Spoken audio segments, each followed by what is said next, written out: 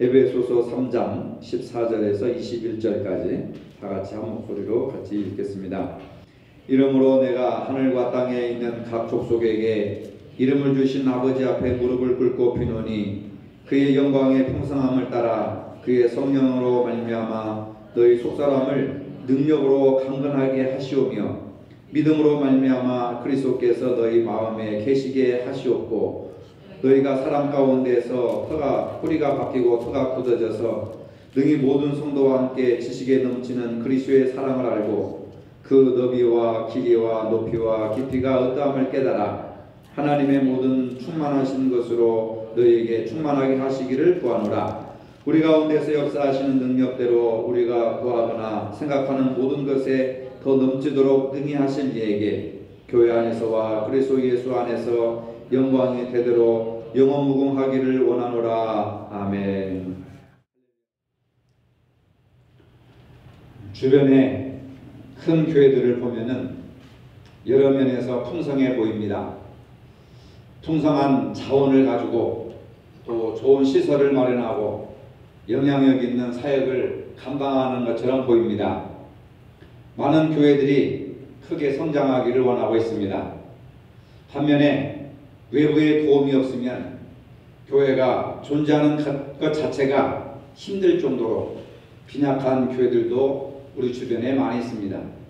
일반적으로 사람들은 큰 교회를 성공한 교회이고 작은 교회는 실패한 교회라고 그렇게 생각을 합니다. 성공과 실패의 기준을 규모와 크기로 생각을 합니다. 그러나 오늘 본문에서 사도 바울은 외형적으로 큰 교회를 성공한 교회라고 여기지 않습니다. 에베소 교회가 외형적인 것보다는 영적으로 풍성한 교회가 되기를 바라고 있습니다. 바울이 말하는 풍성함은 외형적인 규모와 숫자보다는 하나님의 영광으로 풍성해지는 교회. 성도 한 사람 한 사람 마음속에 하나님의 영광의 풍성함이 얼마나 풍성해졌는가 그것으로 교회의 규모를 결정하는 것으로 말하고 있습니다.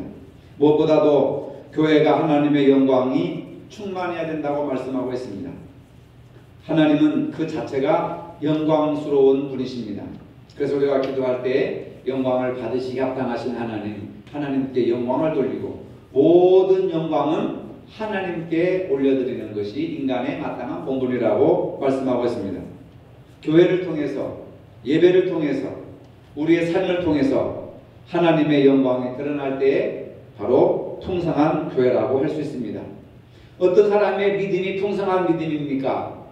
교회에서 하루 종일 앉아있고 교회에서 그냥 여기서 산다고 해서 영적으로 풍성한 사람이 아닙니다.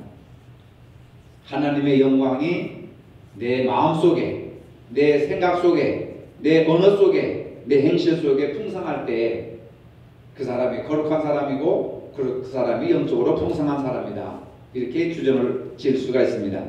바울은 고린도전서 10장 31절에서 그런즉 너희가 먹든지 마시든지 무엇을 하든지 다 하나님의 영광을 위하여 하라. 이런 말씀을 하고 있습니다.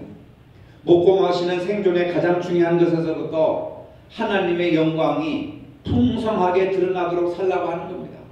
먹는 것에서도 하나님의 영광을 드러내고 마시는 것에서도 하나님의 영광을 드러내고 또 입는 것에서도 무엇을 하든지 모든 일을 할 때에 하나님의 영광을 위하여 하라.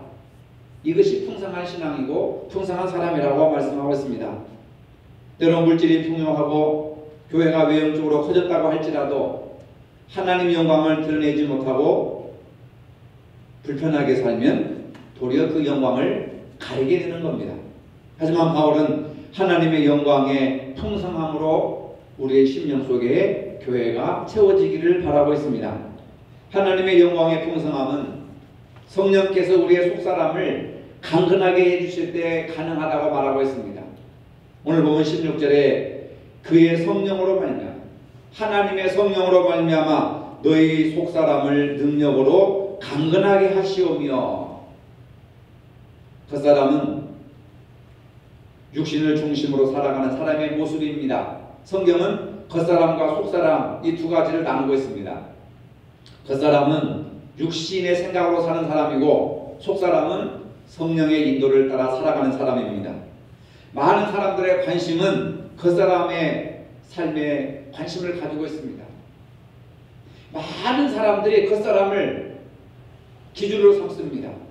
교회의 크기나 규모나 예산이나 숫자나 이런 것이 성공한 교회. 이 사람은 키가 크고 또 잘생겼고 비싼 가방을 들고 다니고 비싼 옷을 입고 다니고 고급 외제 승용차를 타고 다니고 이 사람은 행복한 사람이고 성공한 사람이라고 겉사람으로 교회나 겉사람으로 사람을 규정을 지어버리는 그러한 사회 속에서 바울은 그게 아니라고 강하게 이야기를 하는 겁니다. 겉사람은 육신이 원하는 대로 편하고 즐겁게 살아가기를 원하고 있습니다. 문제는 육신의 소욕만 따라 살다가 보니까 하나님이 원하시는 삶을 살아가지 못하고 하나님의 영광을 가리게 된다고 하는 것이 이게 문제라고 하는 겁니다. 그래서 육신의 생각은 하나님과 원수가 된다라고 했습니다. 오늘 우리들은 현실 속에서 속사람 반, 겉사람 반, 이 반반인 두 사람이 내 속에서 서로 싸우며 갈등을 겪고 있습니다. 속사람은 하나님의 뜻을 원하지만 겉사람은 육신이 원하는 짓을 하고 싶어 하는 겁니다. 그렇기 때문에 신앙생활에 큰 기쁨이 없습니다. 그럴 때 더욱더 간구해야 될 것은 무엇이냐? 성령님의 도우심이라고 하는 겁니다. 속사람은 우리의 힘으로 강건해질 수가 없습니다. 성령께서 우리 가운데 역사하실 때 속사람이 강건해져서 하나님께 영광을 돌리게 된다고 하는 겁니다.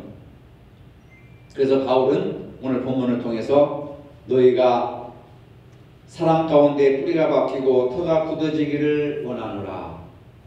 사랑으로 풍성해져야 풍성한 신앙생활을 할 수 있다고 본문은 말씀하고 있습니다. 나의 삶이 예수 그리스도의 사랑과 같이 그 사랑의 넓이와 사랑의 길이와 사랑의 높이와 사랑의 깊이가 점점 자라갈 때에 풍성해지는 겁니다. 어린 아이를 성숙한 사람이라고 하지 않습니다. 15세가 되고 20세가 되고 신체적으로도 풍성하고 인격적으로도 풍성해지고 그렇게 해야 성인이라고 할 수가 있는 것이죠. 마찬가지로 사랑이라고 하는 개념을 알고 기독교는 사랑의 종교고 하나님은 사랑의 하나님이시라고 하는 것을 우리가 생각으로 알고 있지만은 그러나 내 마음속에 그 사랑의 넓이와 깊이와 높이와 또 크기가 자라지 않습니다. 그냥 하나님 그대로 남아 있습니다. 그러나 성령께서 내 안에 역사하시면 하나님의 사랑이 그리스도의 사랑이 넓이와 길이와 높이와 깊이가 점점 강화되고 확장된다고 그 말입니다. 그러면 사랑하는 사람이 점점 많아지게 됩니다. 잠시 동안이 아니라 끝까지 사랑하는 사람이 되는 것입니다. 자신은 철저하게 낮아지게 되고 다른 사람을 높이고 존귀하게 여기는 그러한 존경받는 인격으로 변화가 되는 겁니다. 이처럼 사랑이 내 안에서 확장되면 교회가 행복하고 부흥하고 가정이 행복하고 가정이 즐겁습니다. 신앙생활이 행복하고 즐겁습니다. 교회 오는 것이 너무나도 행복합니다. 우리의 신앙이 날마다 사랑의 뿌리가 박히고 그 터 위에 세워져야 된다는 것을 믿으시길 바랍니다. 요즘 우리 사회에 보면은 방화사건이라든지 가족살인사건, 아동폭행사건, 자살사건을 보면은 풍성하고 성숙한 사회라고 할 수가 없습니다. 물질적 부유함이 점점 더해져 가는데 인간의 심령은 풍성해지는 것이 아니라 피폐해져 가고 메말라 가고 무서워져 가고 있습니다. 오직 우리에게 풍성함을 주시는 분은 예수 그리스도밖에 없다고 하는 사실입니다. 주님은 남을 배려하고 약한 자를 도와주며 생명을 소중히 여기시는 분이십니다. 예수 믿는 우리에게 이러한 풍성한 마음을 가져야 된다고 하는 겁니다. 너희 안에 이 마음을 품으라. 곧 그리스도 예수의 마음이니 예수님의 마음은 내 안에 사랑의 가치가 더욱더 풍성해지기를 원하는 겁니다. 요한복음 15장 5절에 주님께서 말씀하시기를 나는 포도나무요 너희는 가지라. 그가 내 안에 내가 그 안에 거하면 이 사람은 열매를 많이 맺나니 나를 떠나서는 너희가 아무것도 할 수 없습니다. 사람이 무엇으로 풍성해질 수 있습니까? 예수 그리스도 안에 있을 때 풍성해지는 겁니다. 그가 내 안에 내가 그 안에 거하면 사람이 열매를 많이 맺나니, 예수 그리스도 안에 가장 큰 것이 뭐겠습니까? 사랑 아닙니까? 내가 예수 그리스도 안에 있으면 그리스도의 사랑이 내 안에 점점 자라서 열매를 맺게 되는 겁니다. 포도송이처럼 풍성한 열매를 맺게 되는 겁니다. 언제나 주님만 믿고 의지하고 바라보고 나가면 주님이 많은 열매를 맺게 해주시는 겁니다. 풍성케 해주십니다. 내가 사는 것이 내 힘으로 사는 것이 아니라 주님의 은혜로서 살게 되는 겁니다. 주님이 나를 붙들어 주셔야 합니다. 우리는 더욱 주님의 뜻을 이루도록 힘써야 하는 겁니다. 누가 이런 풍성한 복을 받을 수 있습니까? 열심히 예배 잘 드리는 사람, 예배에 충실한 사람들에게 이런 풍성함이 차고 넘친다고 했습니다. 기도에 충실한 사람, 말씀에 충실한 사람, 풍성한 삶을 허락해 주십니다. 예수님이 우리에게 오신 목적이 무엇입니까? 우리를 더욱더 풍성한 삶으로 인도하시기 위해서, 너희들을 더욱더 풍성한 삶으로 인도하게 하시기 위해서 예수님께서 이 땅에 오셨다고 하는 겁니다. 그래서 우리가 무엇보다도 속사람이 성령의 능력으로 강건해져야 합니다. 이것이 우리의 기도의 제목이 되어야 합니다. 하나님의 전신갑주를 무장하여서 우리의 속사람이 영적인 전쟁에서 이겨야 합니다. 우리는 성령님을 통하여서 하나님의 능력으로 힘을 얻어야 합니다. 속사람은 우리의 힘으로 힘을 얻지 못합니다. 속사람의 에너지의 근원은 하나님의 능력의 공급하심이고 성령의 능력입니다. 우리는 하나님의 힘으로 강건해지기를 날마다 소원해야 됩니다. 성령으로 속사람이 강한 사람의 특징을 보면은 자존심, 자아라고 하는 것이 사라지게 됩니다. 속사람이 강한 모세에 의해서 애굽의 바로가 무너졌습니다. 성령으로 속사람이 강한 바울을 통해서 로마 제국이 무너졌습니다. 마틴 루터 킹 목사를 통해서 미국의 백인과 흑인의 인종차별이 철폐되었습니다. 성령으로 속사람이 강한 사람들이 시대를 변화시키는 주인공이 되었습니다. 여러분, 속사람이 강해져서 내 마음속에 미운 생각을 이겨내야 합니다. 속사람이 강해져서 내 마음속에 절망을 이겨내야 합니다. 슬픔을 이겨내야 됩니다. 속사람이 강해져서 잘못된 것을 고쳐나가야 됩니다. 죄악을 이겨야 됩니다. 속사람이 강해져서 우리가 살고 있는 이 세상을 공의롭게 만들어 나가야 됩니다. 속사람이 강건해지기 위해서는 우리가 어떻게 해야 됩니까? 바르게 먹어야 되고 더 열심히 움직여야 됩니다. 영적인 건강을 유지하기 위해서 영적인 음식을 바르게 먹어야 합니다. 바르게 먹는다고 하는 것은 건강식을 필요한 만큼 먹는다고 하는 뜻입니다. 음식을 잘못 먹어서 고생하는 분들이 많이 있습니다. 특히 여름철에는 음식을 가려서 조심해서 드셔야 합니다. 우리가 먹는 영적인 음식 중에서 가장 중요한 음식이 무엇입니까? 바로 주일 강단을 통하여서 하나님께서 공급하여 주시는 말씀으로 영적인 음식을 먹는 겁니다. 하나님은 지금까지 교회에서 설교자를 통해서 말씀을 여러분들에게 먹이셨습니다. 설교에서 주시는 말씀은 마치 우리 가정에서 별미 음식을 먹고 건강해지는 것과 마찬가지입니다. 말씀을 전하는 자와 말씀을 듣는 자가 서로 마음의 일치가 이루어져야 합니다. 지금은 라디오나 이 전파가 전부 디지털이 되어가지고 숫자로 다 파악하면은 KBS 1, KBS 2, SBS, MBC 이렇게 다 채널을 고정시키지만 옛날에는 손으로 돌렸잖아요. 그러면 채널이 고정되기까지는 잡소리가 나고 소리가 불확실하게 들리고 또 막 찌릿 소리가 들리고 그래서 그것을 한참 돌려야 되잖아요. 안 되면 안테나를 만지고 안테나를 고정시키고 굉장히 복잡한 과정을 거쳤습니다. 바로 우리가 하나님의 말씀을 전하는 자와 듣는 자가 서로 마음이 일치되지가 않으면 잡음이 생기고 불협화음이 생기고 하나님의 말씀을 똑같이 들었어도 어떤 사람은 은혜가 되는가 하면 어떤 사람은 오해를 받기도 하고 오해를 사기도 하고 하나님의 말씀이 귀에 들어오지도 않고 마음에 새겨지지도 않는 이 이유는 뭐냐? 말씀을 전하는 자와 말씀을 듣는 자가 서로 마음의 사이클이 하나가 되어야 된단 말이에요. 부부간의 갈등에도 서로 이 사이클이 고정되지 못하고 마음이 하나가 되지 못하기 때문에 갈등이 이루어지는 겁니다. 이 사회의 갈등도 서로 마음이 하나가 고정되지 못하기 때문에 사회의 갈등이 크게 나타나게 되는 겁니다. 그래서 말씀을 듣는 자와 전하는 자가 마음이 하나가 되어야 됩니다. 서로를 위해서 기도해야 됩니다. 여러분들은 저를 위해서 기도하고 저는 여러분들을 위해서 기도하고 온전히 마음같이 옥토화되어서 하나님의 말씀을 그대로 받아들이게 하시고 그리고 그 말씀의 씨앗이 내게 뿌려져서 30배, 60배, 100배로 강화되게 하시고 확장되게 하시고 열매 맺게 도와주시옵소서. 여러분 말씀의 풍성함을 위해서 기도해야 될 줄로 믿으시기를 바랍니다. 서로 영적인 교감이 이루어져야 됩니다. 동상이몽에 대해서는 안 됩니다. 함께 울고 함께 웃으며 하나님의 말씀으로 삶을 함께 나눌 때 우리는 영적인 건강한 음식을 먹을 수 있는 겁니다. 그 다음에 영적인 건강을 유지하기 위해서 우리가 좀 더 움직여야 합니다. 어떤 사람들은 영적인 음식을 많이 먹지 못해서 유지하지 못하고 피실거리는 사람들이 많이 있습니다.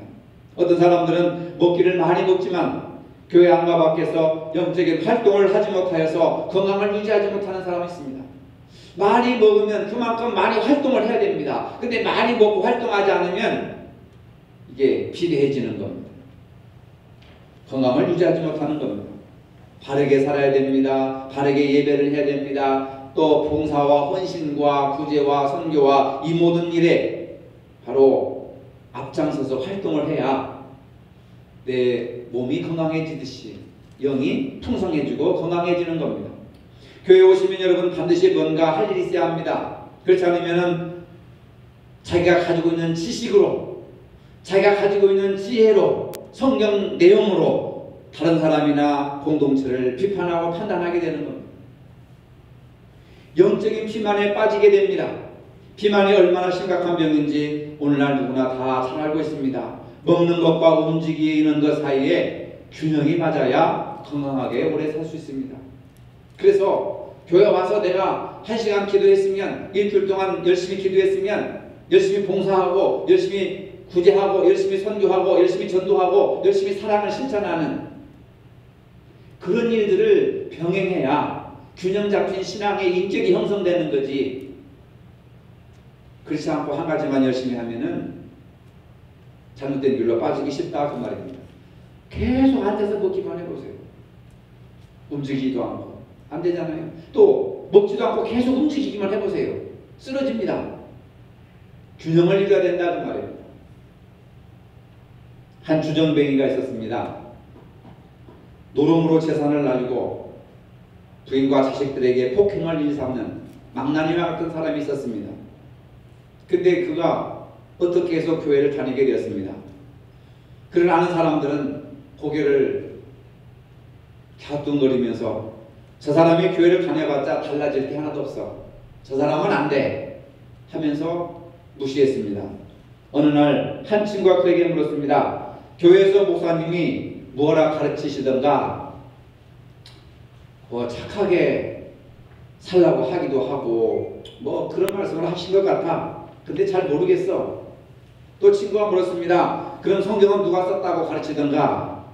그는 당황하며 얘기합니다. 글쎄 잘 모르겠는걸. 그러니까 친구가 그래 당신 같은 친구는 너 같은 애는 교회 다닐 필요가 없어. 뭘 알면서 다녀야지 모르면서 다니면 무슨 필요가 있겠어 하면서 무시했습니다. 친구가 여러 가지 질문을 했지만은 시원하게 답변을 못했습니다. 그러자 친구는 답답하다는 듯이 물었습니다. 도대체 교회 다닌다면서 자네가 배운 것이 뭔가? 그러자 그는 자신있게 대답합니다. 그런 건 잘 모르겠는데 확실히 달라진 것이 하나 있어. 전에는 술 없이는 못 살았는데 요즘에는 술 생각이 별로 나질 않아. 그리고 전에는 퇴근만 하면 노름방에 가서 밤새도록 노름을 했는데 지금은 빨리 집에 가고 싶은 생각이 들어. 전에는 애들이 나만 보면 슬슬 눈치를 보면 피했는데 지금은 나랑 함께 저녁 식사를 먹기를 위해서 기다리고 있다네. 그리고 아내도 전에는 내가 퇴근해서 집에 가면 나를 쳐다보지도 않았는데 지금은 내가 퇴근할 무렵 대문 앞에까지 나와서 나를 기다리고 있다네. 이 이야기는 정신과 전문의인 이무석 교수가 쓴 30년 만의 휴식이라는 책에 나오는 이야기입니다. 예수님과의 만남을 경험한 사람은 성경에 대한 지식을 몰라도 또 성경에 누가 썼는지를 몰라도 사람이 달라지게 되었다고 하는 겁니다. 어떤 것이 달라지느냐? 인간관계가 달라지게 되더라는 겁니다. 예수 믿고 인생이 풍성해졌다고 하는 겁니다. 가족과 주변 사람들과의 관계가 달라졌습니다. 부부관계가 달라졌습니다. 자식들의 태도가 달라졌습니다.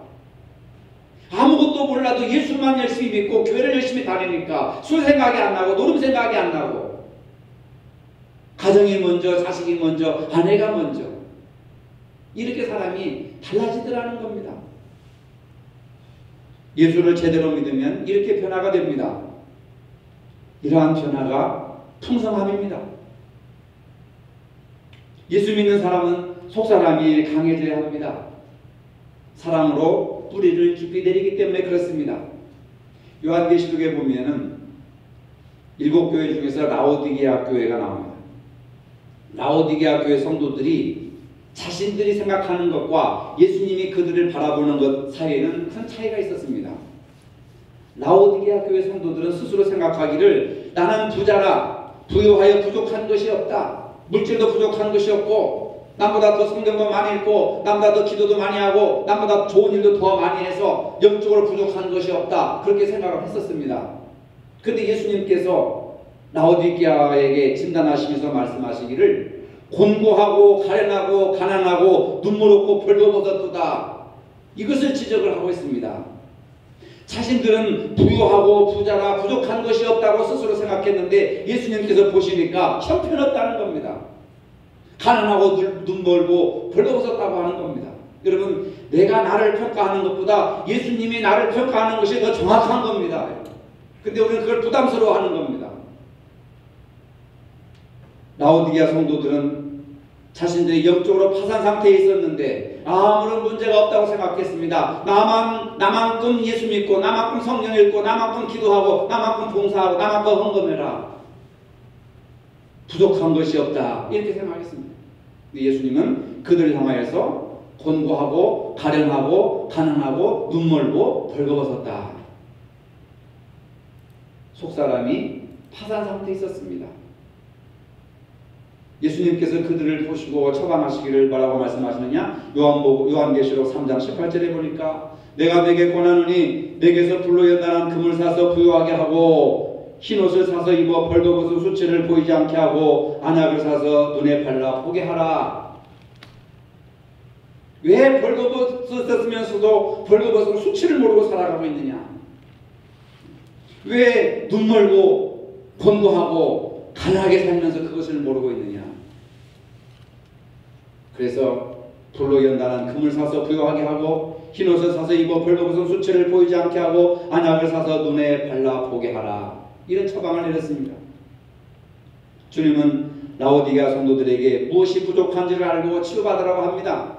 오늘 내게 말씀을 통해서 무엇이 부족한 것인지 여러분들 자기 자신을 진단하고 치유받아야 됩니다. 그렇지 않으면 죽을 때까지 나는 부유하고 부족한 것이 없다. 나처럼 신앙생활하고 하라고 이렇게 영적인 소경으로 영적인 가난뱅이로 인생을 마치게 되는 겁니다.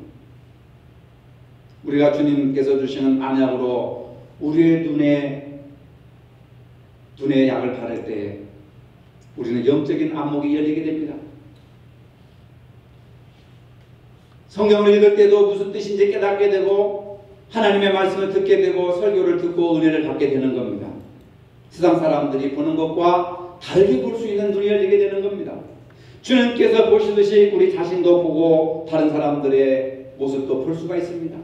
내 육신의 그 사람의 눈으로 보는 것이 아니라 주님의 눈으로 세상을 바라보고 주님의 눈으로 가정을 보고 주님의 눈으로 가족을 보고 주님의 눈으로 교회를 보고 세상을 바라보게 되는 겁니다. 사랑의 눈이 열리게 되는 겁니다. 믿음의 눈이 열리게 됩니다. 소망의 눈이 열리게 됩니다. 안약을 팔라 눈을 치료받아야 됩니다. 많은 분들이 대형교회를 선호하고 있습니다. 좋은 일입니다. 저도 교회가 부흥되기를 위해서 열심히 기도하고 있습니다. 대형교회는 그들 나름대로 사명이 있습니다. 하지만 대형교회가 전부 풍성한 교회는 아닙니다. 바울이 말한 풍성함은 외형적인 것이 아니기 때문에 그렇습니다. 바울은 속사람이 주님의 사랑으로 강건해지기를 원하고 있습니다. 바닷물이 썩지 않는 이유는 염분 때문에 그렇습니다. 너무 짜서 입에 댈 수가 없습니다. 그런데 바닷물 1kg의 염분 함량이 35g밖에 들어있지 않습니다. 그 35g밖에 안 되는 미미한 그 염분이 바닷물 1kg를 짜게 만드는 겁니다. 적은 양의 소금 때문에 바닷물이 썩지 않습니다. 많은 사람들이 세상을 변화시키지 않습니다. 대형교회가 세상을 변화시키지 않습니다. 숫자가 세상을 변화시키지 않습니다. 한 사람, 성령으로 거듭난 사람, 하나님의 말씀과 기도로 은혜로 풍성해진 사람, 사랑으로 충만한 사람, 영적으로 풍성해지는 한 사람이 가정을 변화시키고 교회를 변화시키고 그런 사람들이 모여서 사회를 변화시켜 나가는 겁니다. 성령으로 충만하고 사랑의 깊은 뿌리를 내린 소수의 사람들이 하나님의 나라를 만들어 나가고 이끌어 나가고 세워 나가는 겁니다. 견고한 사랑이 삶을 풍성하게 합니다. 속사람이 풍성해지는 삶을 사시기를 주님의 이름으로 축복합니다. 거룩하신 하나님, 오늘의 현실은 부요하지만 방화사건, 가족살인사건, 아동폭행사건, 자살사건들이 끊이질 않는 불안한 사회에 살고 있습니다. 물질적 부유함이 우리에게 풍성함을 가져다 주지 못하고 오직 예수님의 사랑과 예수님의 성령으로 뿌리가 박혀서 영적으로 풍성한 사람이 풍성한 삶을 살게 되고 풍성한 교회와 가정과 사회를 이루게 된다는 사실을 믿게 하시니 감사합니다. 물질적 풍요보다는 이제는 영적인 풍요로움이 우리 가운데 차고 넘치게 하셔서 남은 생에 풍성한 삶을 살아갈 수 있도록 축복하여 주시옵소서. 예수님의 이름으로 기도합니다. 아멘. 세상 모든 욕망과 나의 모든 정욕은 십자가에 이미 못을 박았네. 어두운 밤이 지나고 무거운 짐 벗으니 주의 영이 함께하니라. 성령이 대신에 할렐루야 함께하시네. 좁은 길을 걸으며 밤낮 기뻐하는 것 주의 영이 함께하니라.